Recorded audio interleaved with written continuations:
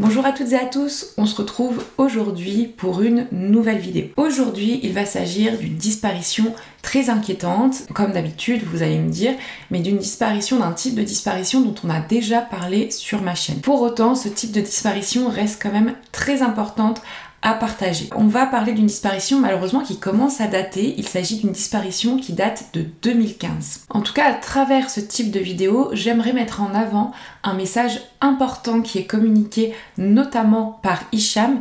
Hicham qui est le fils du disparu dont on va parler aujourd'hui, qui est El Mekki Terak, et qui aujourd'hui a disparu malheureusement depuis 7 ans et demi. On se retrouve juste après ça.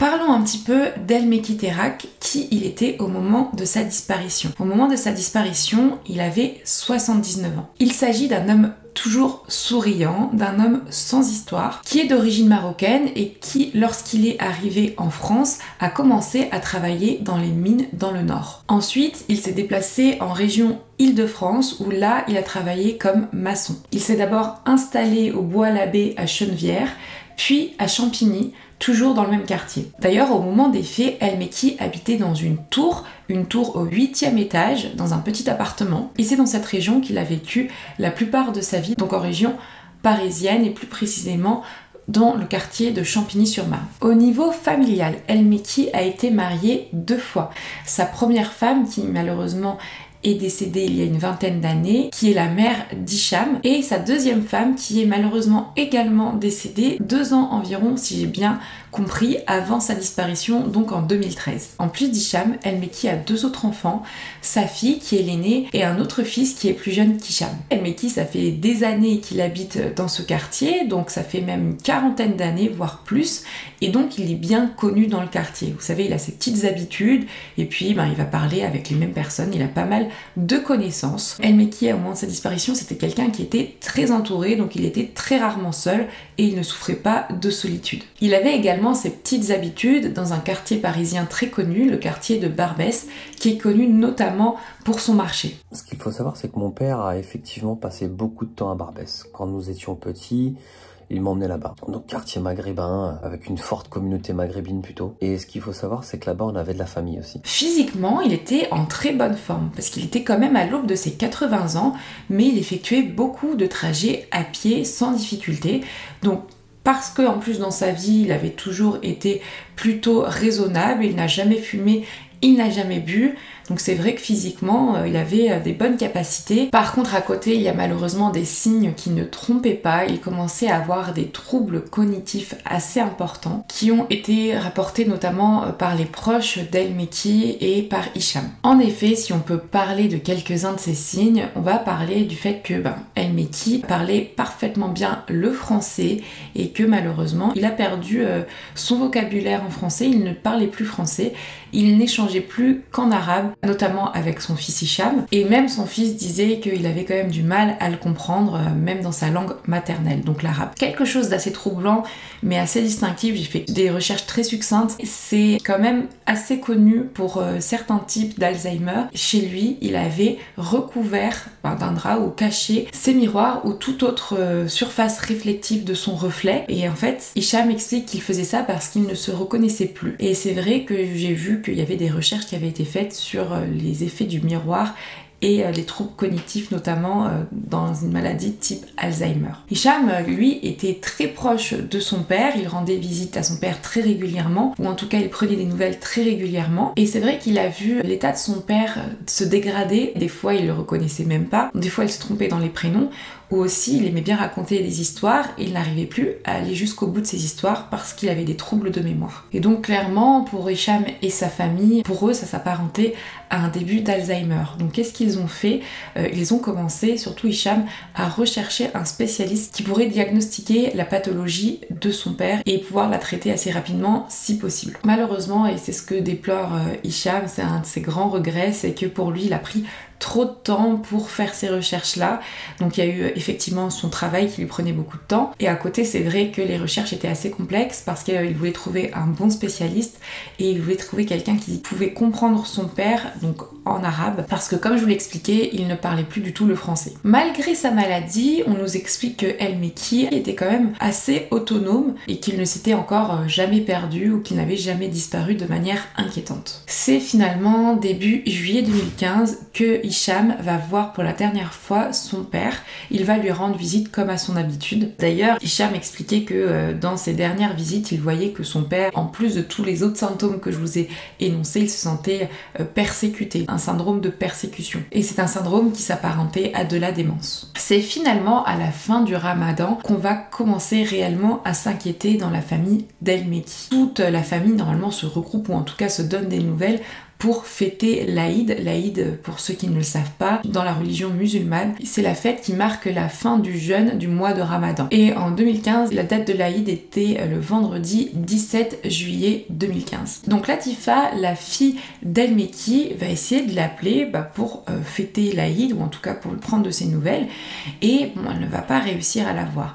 C'est vrai qu'Hicham aussi avait essayé de l'appeler plusieurs fois, il n'avait pas de réponse. Pour autant, ça ne les inquiétait pas trop. Je vous ai dit qu'El Mekki était toujours entouré de ses proches, de sa famille, donc tout le monde pensait qu'il était d'un côté de la famille et puis l'autre côté de la famille pensait qu'il était de l'autre côté de la famille, vous voyez. Donc il se posait pas tant de questions que ça, mais c'est au moment où on se rend compte que plus personne n'a de nouvelles depuis une dizaine de jours, que quand on va chez lui ça ne répond pas, qu'on commence vraiment à s'inquiéter. Et donc c'est le même jour de la fête de l'Aïd, donc le vendredi 17 juillet 2015, que les pompiers vont être appelé parce qu'en effet on pense qu'El Mekki a pu avoir un accident de santé chez lui, qu'il a pu tomber, qu'il peut être immobilisé ou pire encore. Donc ce fameux vendredi 17 juillet 2015, en fin de journée, même en soirée il me semble, les pompiers vont arriver sur place, ils ne vont pas pouvoir rentrer par la porte d'entrée, donc ils vont passer par le 10e étage, la fenêtre du 10e étage, au-dessus de l'appartement d'El Mekki pour casser la vitre de l'extérieur et rentrer dans l'appartement. L'appartement qui se trouve être vide à ce moment-là, donc pas d'El Mekki, et par contre on retrouve ses papiers d'identité. Donc il aurait quitté son appartement sans ses papiers d'identité. Dès le lendemain, le commissariat de Champigny est avisé de la disparition inquiétante d'El Mekki, considérée comme inquiétante de par son état de santé qui s'aggravait. Donc la disparition inquiétante est déclarée le 18 juillet 2015.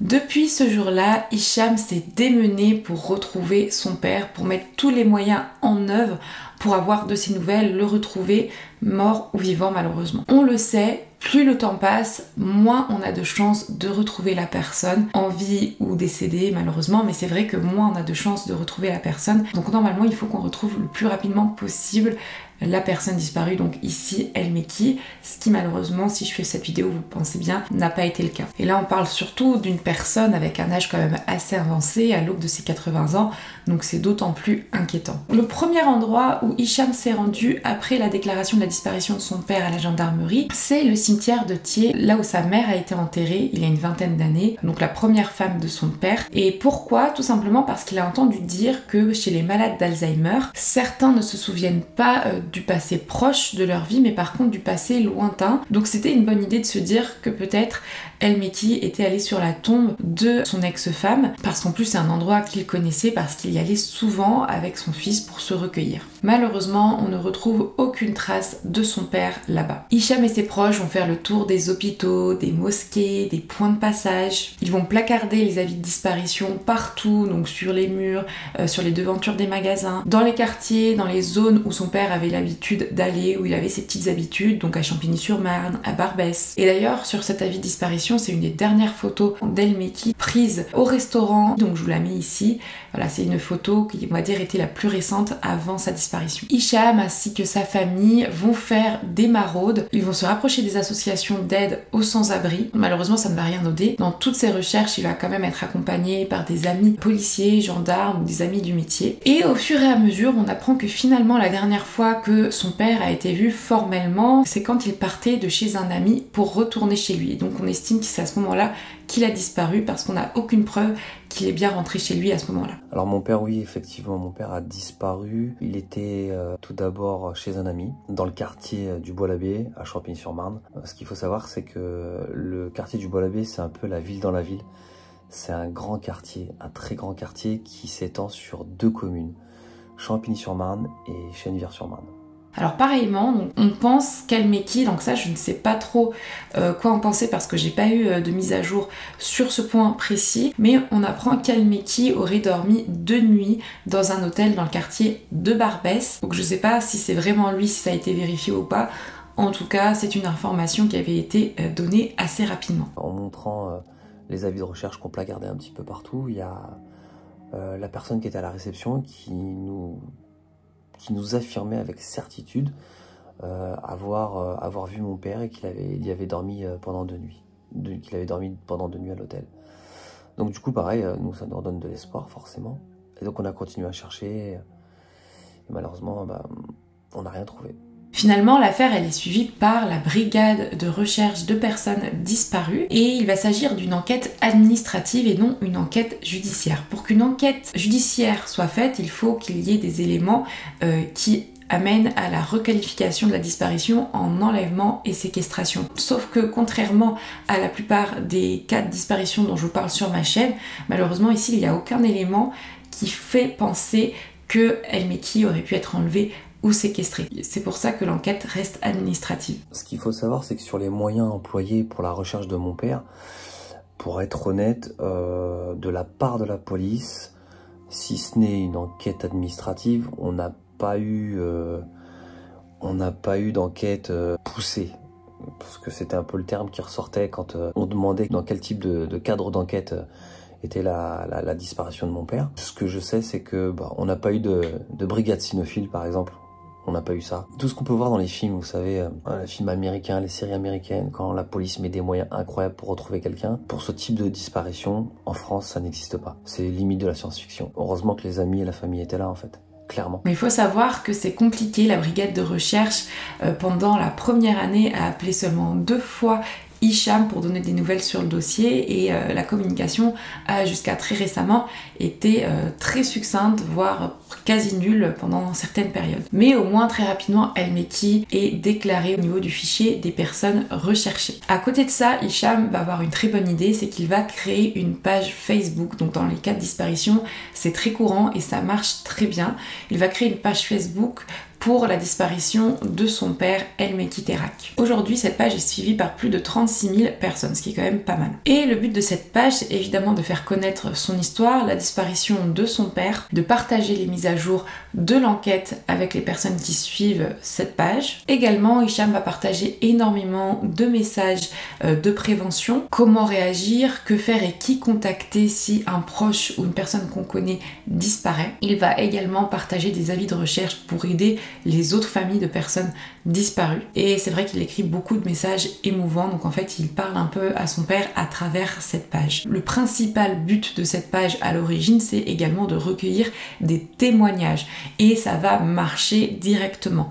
Énormément de témoignages vont parvenir à Hicham. Donc dès qu'un témoignage avec une photo à l'appui, la plupart du temps, lui paraît crédible, ce qu'il va faire lui, c'est qu'il va se rendre sur place, surtout si c'est en région parisienne, mais malheureusement à chaque fois, soit il arrive après le passage de la personne, soit finalement il s'avère qu'il ne s'agissait pas de son père. Un témoignage assez sérieux va lui parvenir. Il s'agit d'un témoignage de 3 agents de la RATP qui pensent avoir vu le père d'Hicham, El Mekki, environ 3 semaines après sa disparition, donc en période estivale, donc en août 2015 au métro Barbès. À ce moment-là, ils l'appellent Hicham. Hicham dit « essayez de le retenir, moi je viens directement ». Malheureusement, quand il arrive sur place, après avoir pris certains risques parce qu'il a vraiment foncé en moto, il se trouve que la personne est parti. Effectivement, les agents de la RATP ont essayé de le retenir, mais ils n'ont aucun pouvoir pour obliger quelqu'un à rester. Ça faisait pas longtemps qu'il était reparti, mais comme il l'explique, 2-3 minutes en métro, c'est énorme. C'est-à-dire qu'après, la personne, elle peut aller partout, surtout que vous connaissez les métros parisiens, c'est quand même une grosse ramification. Donc ce qui est bien, c'est que ces agents de la RATP vont aider Hicham, ils vont lui donner l'heure exacte à laquelle ils l'ont vu, vers où il s'est dirigé, les horaires, en tout cas tous les éléments qui pourraient aider Hicham lorsqu'il fera la demande de visualisation des enregistrements de caméras de vidéosurveillance. Sauf que le pauvre, malheureusement, il n'a jamais eu accès à ces enregistrements, ce que je trouve dingue. C'est-à-dire que là, on avait quand même quelque chose d'assez solide, avec 3 agents, 3 personnes, donc 3 paires d'yeux, qui ont vu une personne qui pouvait totalement correspondre à El Mekki. Et malheureusement, à cause des problèmes administratifs, des refus des uns des autres, et puis de la période creuse de l'été à ce moment-là, Hicham ne va jamais avoir accès à ces enregistrements, personne d'ailleurs, donc on ne pourra jamais vérifier s'il s'agissait bien de son père ou pas, et de voir potentiellement où il aurait pu ressortir dans le métro pour donner une indication. Donc effectivement, c'est très frustrant. À ce moment-là, Hicham avait été très énervé, mais ce qui est fait, il faut passer à autre chose. Et ce qu'il a bien fait, il a continué ses recherches et la médiatisation de la disparition de son père. J'ai eu quelques déconvenues d'ailleurs, dont cette fameuse histoire à la RATP, avec la RATP, qui m'a valu une prise de tête avec le commandant qui est en charge des enquêtes à l'époque. Depuis, j'ai plus jamais eu de nouvelles jusqu'à... pendant 4 ans, j'ai eu aucune nouvelle de la police, mine de rien. Après, quand on connaît les moyens qui sont alloués aussi pour la recherche des personnes adultes, donc surtout dans le cadre de la disparition inquiétante, je dirais que c'est inquiétant justement qu'il n'y ait pas autant de moyens. Selon finalement plusieurs signalements, il aurait été aperçu au niveau de Barbès, au niveau de Stalingrad, mais également au niveau du métro, Château d'Eau et à la Goutte d'Or. Malheureusement, on n'a jamais de preuves très concrètes qu'il s'agit bien d'El Mekki. Et effectivement, on n'est jamais vraiment sûr dans cette disparition parce qu'on a un problème qui est qu'El Mekki a un physique très commun, donc c'est pas négatif ce que je dis, c'est la réalité, même sa famille le souligne, c'est-à-dire qu'on a l'impression d'avoir vu des El Mekki un peu partout dans notre vie, et il ressemble beaucoup à plein de Chibani du quartier ou de la région parisienne. Alors pour ceux qui ne savent pas ce qu'est un Chibani, je l'ai appris dans le cadre de cette disparition, je vous mets la définition ici. En plus de ça, El Mekki n'a pas vraiment de signe particulier, il n'a pas de tatouage, il s'habille de manière, on va dire, totalement classique. On peut quand même noter, et je pense qu'il est important de le souligner même aujourd'hui, qu'il a un signe distinctif au niveau de sa dentition. En effet, on peut apercevoir que quand il sourit, il lui manque une incisive au niveau de sa maxillaire supérieure gauche, comme vous pouvez le voir sur les photos. Lorsqu'on a recherché mon père, on a beaucoup ratissé Barbès, entre guillemets, et jusqu'à avoir 2 témoignages incroyables. Donc le premier d'un des policiers qui était en faction à la sortie du métro Barbès-Rochechouart. En lui montrant l'avis de recherche, il était assis au fond de la camionnette, il s'est levé d'un coup, il dit « mais on l'a vu, il y a pas si longtemps que ça, limite on l'a vu en début d'après-midi ». Alors du coup ça nous redonne énormément d'espoir. La problématique c'est, est-ce qu'il a été confondu avec l'un de ces Chibani, donc à savoir ces vieux petits monsieur maghrébins qui sont là depuis très très longtemps et qui ont incroyablement tous le même profil. La problématique elle est là justement, c'est que mon père... il a un profil vraiment lambda. C'est un petit papy avec un béret sur la tête, habillé en costume comme quasiment tous les papys de sa génération. Ils se ressemblent tous et c'est juste incroyablement surprenant d'ailleurs. Être formel à 100%, même moi j'en suis pas certain. Je ne pouvais pas mettre tous mes espoirs sur le témoignage d'une personne. Pour moi, une preuve formelle, on n'en a pas vraiment.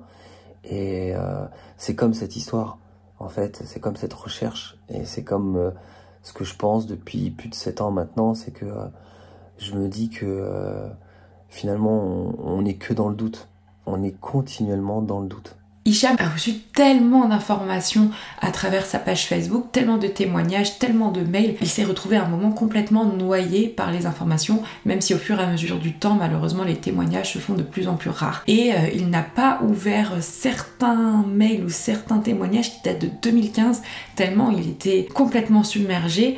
En plus, il faut faire la part des choses entre les personnes mal intentionnées, les petits plaisantins qui arrivent toujours à se moquer des gens ou à juste profiter du malheur des gens, il y en a toujours hein, à travers ce type d'événements tragiques, les personnes de bonne foi mais qui malheureusement ne sont pas du tout physionomistes, ou encore des personnes qui ont essayé de l'arnaquer et qui essayent de lui soutirer de l'argent contre des informations sur soi-disant où se trouverait son père. C'est compliqué de trier tout ça, compliqué de gérer une disparition, le manque d'un proche et en plus de ça gérer tout ça derrière. Ça a pris énormément d'ampleur et de temps dans la vie d'Hicham. Ce qu'il dit c'est que plus on cherche, je le cite, plus on cherche, plus on trouve, plus on doit vérifier et c'est toujours un coup d'épée dans l'eau. Il a vraiment tout fait pour être médiatisé au maximum.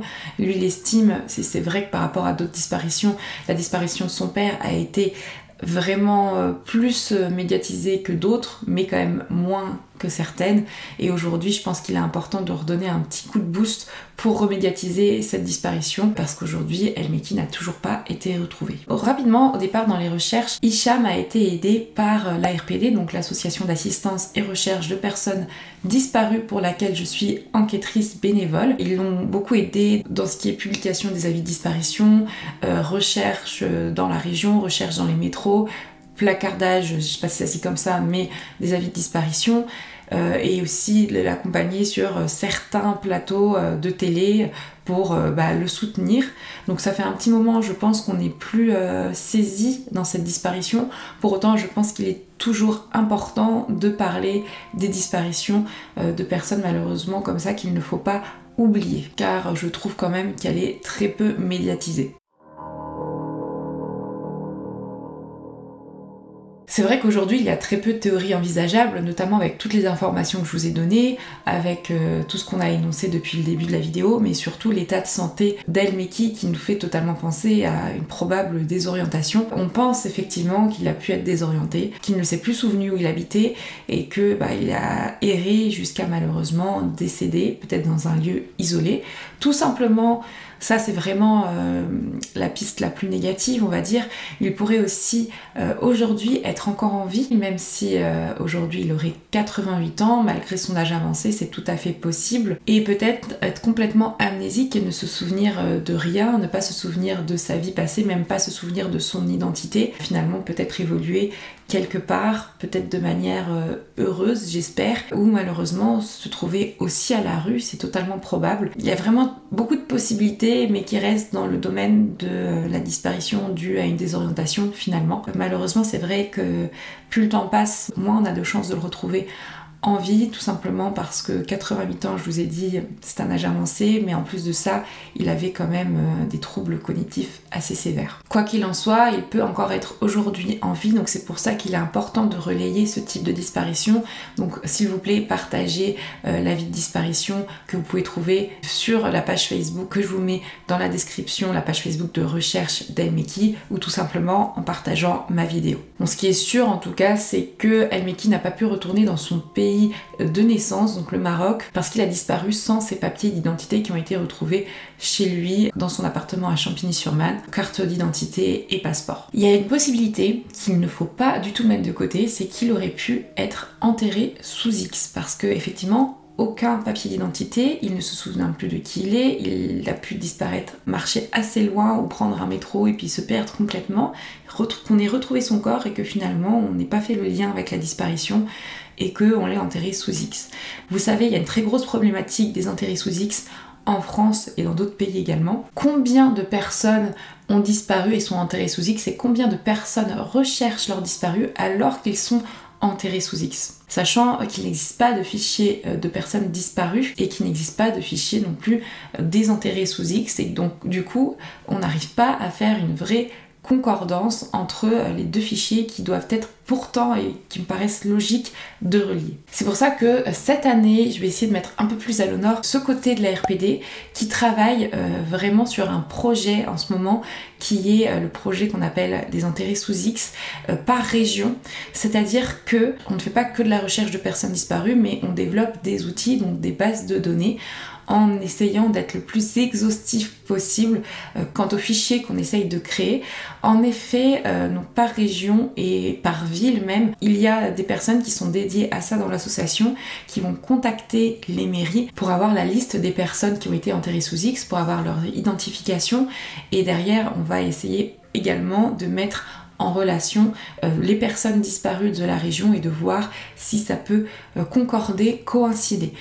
Donc c'est un très gros travail qui est en pleine expansion dans la RPD et d'ailleurs on a déjà retrouvé des personnes disparues de cette manière. Donc ça marche et c'est très important pour les familles qui recherchent sans relâche malheureusement leurs disparus et qui n'ont peut-être pas accès et pas tous les moyens de le faire, et ça pourra même soutenir les forces de l'ordre lorsqu'elles font des recherches de personnes disparues ou lorsqu'elles cherchent l'identité d'une personne enterrée sous X. En tout cas, espérons que le développement de cet outil dans l'association va permettre d'aider d'autres familles telles que la famille d'Hicham et pouvoir enfin apporter des réponses à leurs questions qui restent pour le moment éternellement sans réponse. Alors je sais que pour les personnes enterrées sous X, ça c'est une chose à améliorer par exemple. Alors je sais pas si ça a changé depuis, mais lorsqu'un corps est retrouvé sans identité, à l'époque il appartenait au maire de la ville de faire le relevé ADN ou le relevé d'empreinte. Il se peut que mon papa soit enterré, il est tombé dans une commune où on lui dit bon bah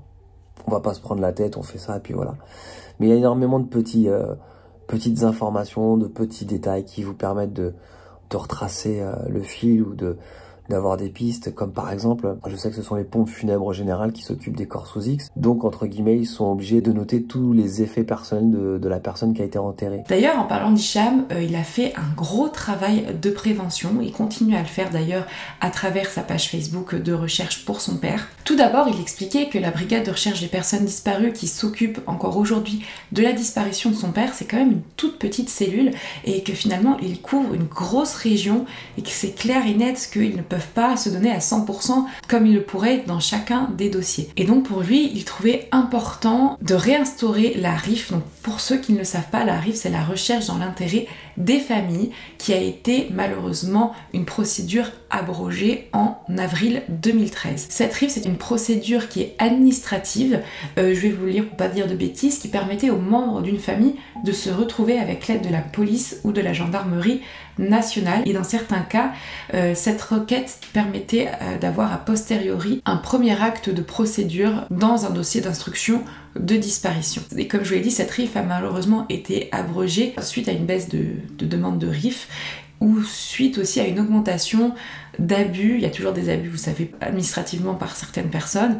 Apparemment une augmentation, vous savez, de personnes qui utilisent la RIF à mauvais escient, par exemple augmentation des demandes de pension alimentaire ou des divorces qui se passent mal, vous voyez. Cette abrogation a vivement été critiquée, notamment par des associations comme la PEV, qui, elle, explique que ça a pu retarder le déclenchement d'enquêtes pour disparition inquiétantes. Parce qu'effectivement, quand cette procédure a été abrogée, on a expliqué que ne vous inquiétez pas, maintenant on a un super outil qui s'appelle Internet, donc vous pouvez rechercher via Internet peut-être des personnes disparues. Sauf qu'il y a quelque chose qu'ils oublient qui est quand même important, qu'ils ont oublié à ce moment-là en tout cas, c'est que Internet ne protège pas l'identité des personnes, alors que cette procédure permettait de garder l'anonymat, de protéger les identités des uns et des autres et de ne pas mettre en contact des personnes si elles ne voulaient pas être retrouvées par leurs proches ou par leur famille. Hicham a donc lancé une pétition, ça fait plusieurs années maintenant et aujourd'hui cette pétition a 18 000 signatures. C'est beaucoup et pas assez en même temps pour que ça soit entendu.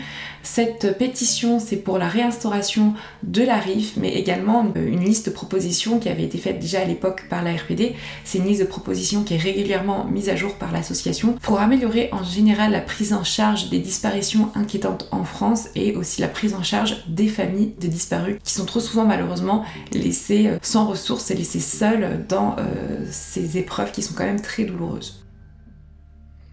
Bonjour à toutes et à tous, je m'appelle Terak Hicham. Nous sommes le 17 juillet 2016, mon père a disparu le 17 juillet 2015. Ça fait 1 an. D'après le ministère de l'Intérieur, c'est 40 à 50 000 personnes qui disparaissent chaque année. La plupart sont retrouvées. Malheureusement, à peu près 10 000 restent introuvables, perdus dans la nature, quelque part. Mon père en fait partie.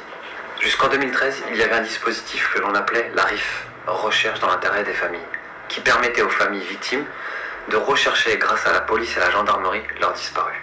Malheureusement, le ministère de l'Intérieur a décidé de mettre un terme à ce dispositif, allant même jusqu'à arrêter les recherches en cours. Les pouvoirs publics doivent nous aider. C'est pourquoi je vous invite à signer une pétition. Une pétition qui demande tout simplement à ce qu'on rétablisse la RIF. Ce dispositif entretient l'espoir. plus il y aura de signatures, et plus de chances nous aurons d'être écoutés. D'ici là, j'espère que mon père aura été retrouvé. Et si ce n'est pas le cas, je continuerai mes recherches. Merci pour votre écoute. Que la paix soit sur vous. J'avais ce livre qui a été coécrit par Bernard Valézy, qui est le président de l'association ARPD actuellement. Le livre Avis de recherche, qui est vraiment très complet. Il y avait pas mal, je vous le mets ici, pas mal de disparitions dont je vous ai parlé sur ma chaîne, mais encore d'autres. Et surtout, dans ce livre, il y a toutes les propositions qui ont déjà été mises à jour par rapport à celles énoncées par Hicham dans sa pétition et qui sont encore en train d'être mises à jour en ce moment. C'est un livre qui a été édité il n'y a pas longtemps, donc il est encore actuel, sauf qu'il y a déjà des disparitions où il y a eu des mises à jour, donc, notamment Georgette Bonnet qui a été retrouvée, notamment Éric Fauré. Ça, je pense que vous en avez entendu parler. On a retrouvé son crâne la semaine dernière. Mais je vous conseille quand même parce qu'il y a pas mal de détails qu'on ne peut avoir que si on a rencontré les familles. Dans ces propositions, il y a notamment, je vais le lire pour être la plus précise possible, la détermination de l'empreinte ADN pour toute personne décédée inconnue, ainsi que pour toute personne hospitalisée en état d'amnésie au fichier national automatisé des empreintes génétiques, donc le FNEG dont je vous parle très souvent. Et assez récemment, en 2018 d'ailleurs, Hicham a été reçu par l'Assemblée nationale pour pouvoir parler de son histoire, de la disparition de son père, des problématiques dans le cadre de ce type de disparition ou des disparitions en général en France, qui sont aussi celles des familles qui sont dans le même cas que lui. Lorsque j'ai pu aussi prendre contact avec des députés de l'Assemblée nationale, j'étais accompagné avec un des anciens présidents de l'ARPD. On avait discuté d'une pétition afin de rétablir la RIF. Cette pétition n'a jamais abouti. J'ai jamais, malheureusement, j'ai pas continué à communiquer dessus parce que arrivé à l'Assemblée nationale, on m'avait fait comprendre que malheureusement, présentée comme elle était, c'était impossible. Aujourd'hui, la RIF ne répond plus réellement aux problématiques de politique, problématiques aussi surtout financières. J'ai fait comprendre que une personne lambda comme moi, qui n'est ni de la police, ni de la gendarmerie, qui ne travaille pas dans les institutions, qui ont des droits de regard sur ce qui se passe en France, un citoyen en fait banal comme moi, j'étais arrivé au pied du mur, à savoir c'est que je ne pouvais plus rien faire, absolument rien faire. Et si les politiques ne bougeaient pas, ça n'ira pas plus loin. Du coup, je sais qu'il y a eu un très très gros travail de résilience et je pense que c'est ce qui m'a permis d'avoir par la suite d'autres rendez-vous. Et j'attends d'ailleurs un autre rendez-vous pour pouvoir faire le point encore une fois, parce que le temps passe très vite, les dates de rendez-vous sont très écartées. Et on garde espoir, on est bien obligé d'ailleurs. Selon la police, les malades d'Alzheimer représentent environ 15% des disparus, ce qui est quand même énorme, donc je pense qu'il faudrait avoir des procédures qui encadrent les malades d'Alzheimer pour limiter au maximum le nombre de disparitions. Parce que combien de fois vous voyez passer des avis de disparition par semaine de personnes atteintes de la maladie d'Alzheimer. La plupart du temps, soit on les retrouve très rapidement en train d'errer, soit on les retrouve décédés après avoir erré, ou soit on ne le retrouve jamais. Aujourd'hui, Hicham est toujours actif sur la page de disparition de son père, il partage ses ressentis, il donne des nouvelles dès qu'il en a sur la disparition de son père, il remercie les gens.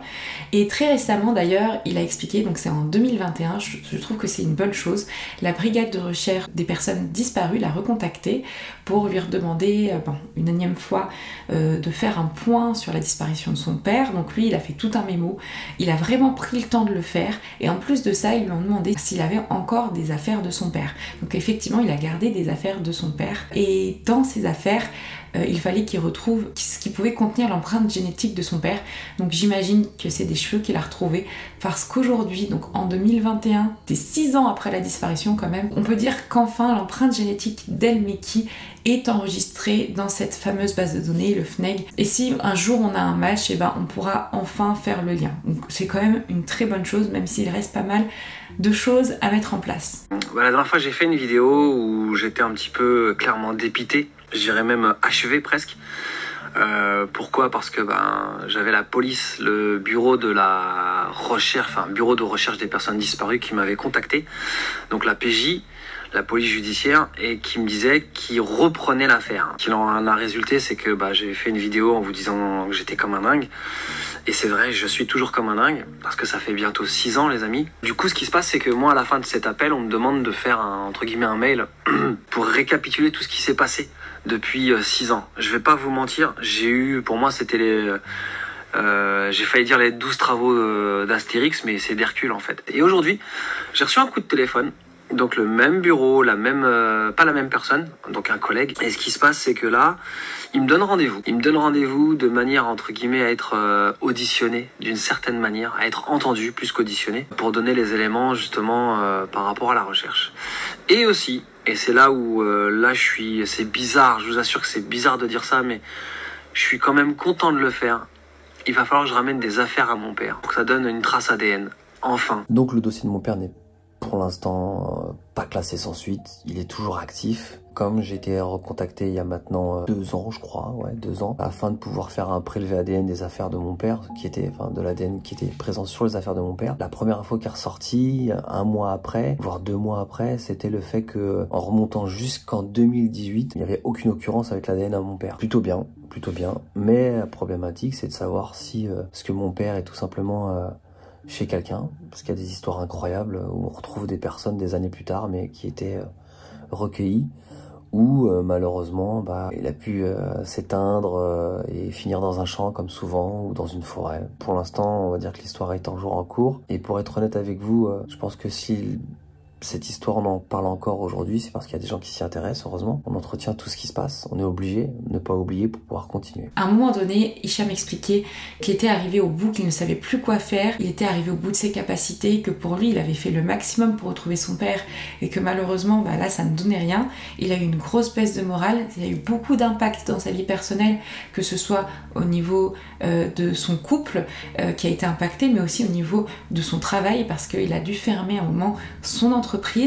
Donc en ce moment ça va beaucoup mieux. Pour les pistes solides, concrètement, je pense que j'ai eu plus de pistes que la police, clairement, parce que je me suis démené, j'ai énormément communiqué sur cette affaire, sur cette disparition. C'est normal, c'est mon papa. Mais non, les pistes plus ou moins solides, on va dire que c'était moi qui les apportais. S'il y avait des choses à changer dans la prise en charge des disparitions inquiétantes, je pense que ça serait déjà, pour commencer, une cellule psychologique, parce que c'est très dur. C'est très dur. Alors je sais qu'une majorité des cas de disparition sont retrouvés dans les heures qui suivent la disparition. Dès qu'on passe ces heures-là, dès qu'on commence à passer une journée, au niveau du psychologique, ça devient très dur. Très très dur. On s'aperçoit que on est dans un grand pays avec énormément de moyens, mais il n'y a pas forcément une cohésion des services ou des philosophies ou... On pense que c'est hyper simple, mais finalement tout est compliqué. C'est ça serait créer une cohésion et surtout avoir une sorte de guide, avoir une sorte de to-do list à faire en cas de disparition en fait. J'ai eu énormément de fois ce retour, ce témoignage de gens qui me disaient je suis parti déclarer que mon papa, ma mamie, ma maman avaient disparu, et les gens sortent du commissariat en style ouais, et on m'a dit que mon papa était inscrit au fichier. Ouais, et alors on fait quoi maintenant? En fait, passez-moi l'expression, mais démerdez-vous en fait. Et alors qu'on s'attend à ce que la police limite vous prenne par la main, ok allez on y va, alors que c'est pas du tout ça. Je pense que c'est bien de redonner un élan à cette disparition, de pas oublier El Mekki. Donc n'hésitez pas, si vous avez des informations sur cette disparition, vous contactez directement le 17, ou vous contactez Hicham, ou vous me contactez moi directement, et c'est comme ça que je vais terminer ma vidéo. Mon intime conviction pour moi, c'est que mon père est quelque part. Voilà. Maintenant... vous dire s'il est vivant ou mort, je serais dans l'incapacité de vous le dire.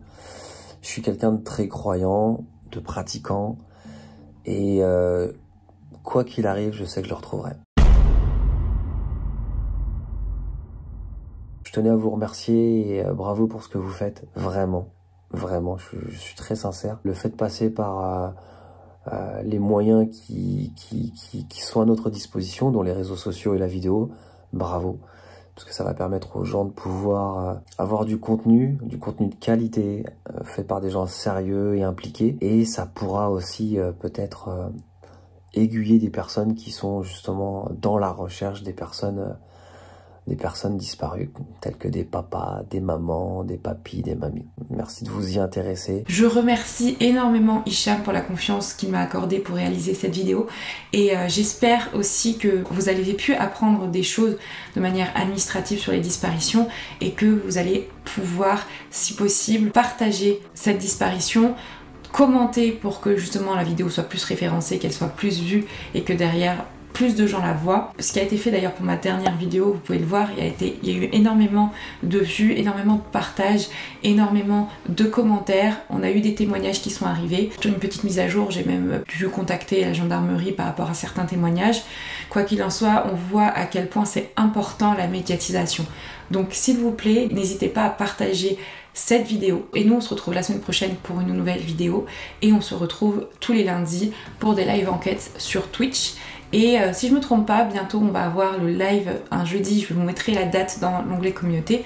On aura bientôt notre fameux live avec Sonia Liu qui a été décalé mais qui maintenant va enfin se passer. Donc j'ai très hâte et on se retrouve très rapidement et en attendant, prenez soin de vous et de vos proches.